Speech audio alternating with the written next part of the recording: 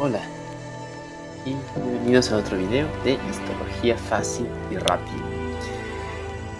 Hoy continuamos con nuestros cortes de tubo digestivo y llegamos a una porción de conexión, un órgano de conexión que es el esófago, que se encarga de conectar la laringe con el estómago. ¿Okay? Solo es ese paso mecánico entre la laringe y su conexión con el estómago. Al ser un órgano hueco, lo vamos a describir por capas. Entonces empezamos desde la luz hacia afuera para hacerlo más fácil.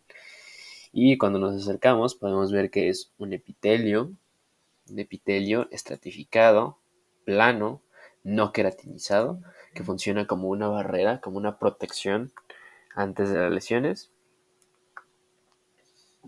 Y por debajo de este epitelio encontramos primero una lámina basal y después una lámina propia de tejido conectivo laxo. ¿Okay? Esa pequeñita lámina propia de tejido conectivo laxo con vasos linfáticos, vasos sanguíneos y tejido linfático asociado a las mucosas, que en este caso es tejido linfático asociado al sistema gastrointestinal,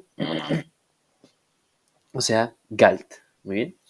Y por debajo tendríamos una muscular de la mucosa, que es una capa muy chiquitita que en algunas ocasiones puede ser muy difícil de percibir, pero es una pequeña capa de músculo liso, ¿ok? Que es esta, todo esto, que en teoría tiene dos disposiciones, una circular interna y una longitudinal externa.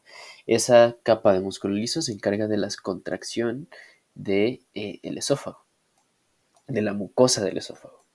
Muy bien. Por debajo encontraríamos la submucosa, que es un tejido conectivo denso, irregular, no modelado, en el que seguimos teniendo vasos sanguíneos de mayor calibre y glándulas. Sobre todo en este corte observamos glándulas, que son túbulos inares compuestas ramificadas de secreción mixta. Estas glándulas se conocen como glándulas esofágicas propiamente dichas y se encargan de producir esa secreción que ayuda a la lubricación del esófago para que el paso de los alimentos sea mucho más fácil. Muy bien. Por debajo de esta dentro de esta submucosa también vamos a encontrar un conjunto de células ganglionares, de fibras nerviosas semielínicas y de otras terminaciones nerviosas libres que forman un plexo que se llama plexo submucoso o plexo de Meissner. En esta tensión es muy difícil visualizarlo, específicamente las células ganglionares sería lo único que podríamos intentar encontrar, pero resulta pues difícil, ¿no? Por la técnica, por la tensión que se utiliza.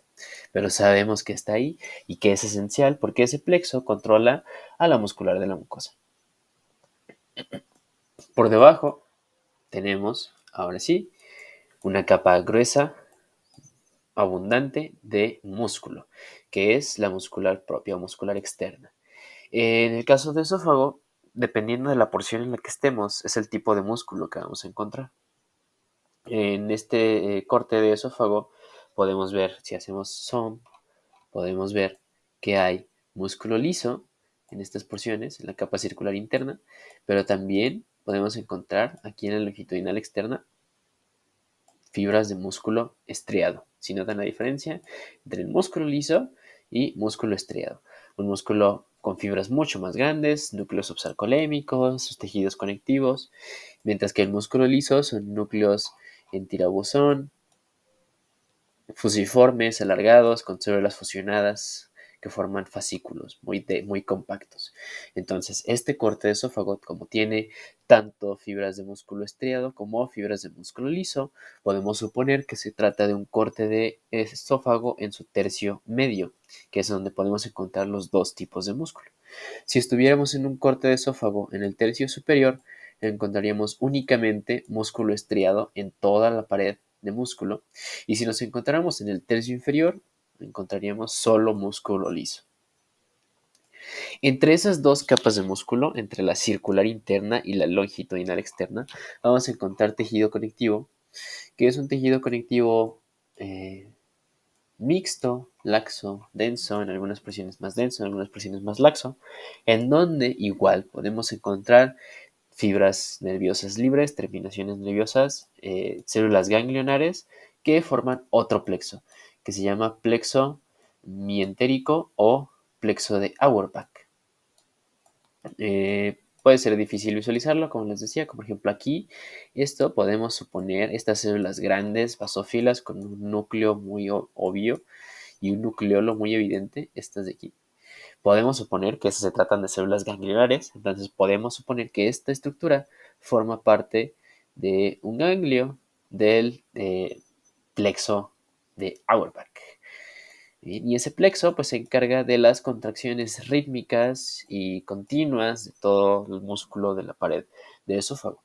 Necesitamos que el músculo se contraiga de arriba hacia abajo para poder empujar la comida en ese sentido. Evitar que exista el reflujo, ¿no? Que la comida no se regrese del estómago hacia arriba. Entonces por eso necesitamos eso, ¿ok?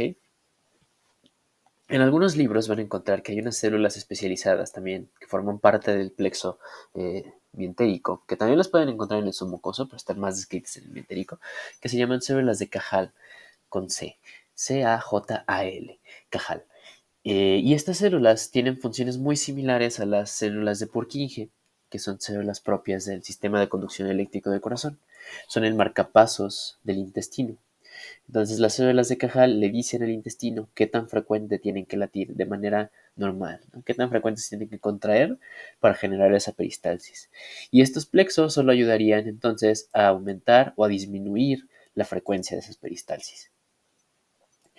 Por afuera encontraríamos, por detrás de ese músculo, de esas capas de músculo longitudinal externa, encontraríamos una delgada capa de tejido conectivo laxo, muy vascularizado, con vasos sanguíneos, a veces adipocitos, a veces vasos linfáticos, ¿ok? A esa capa de tejido conectivo laxo que une al esófago con sus estructuras vecinas, ya sea el tráquea o columna vertebral, se le llama adventicia.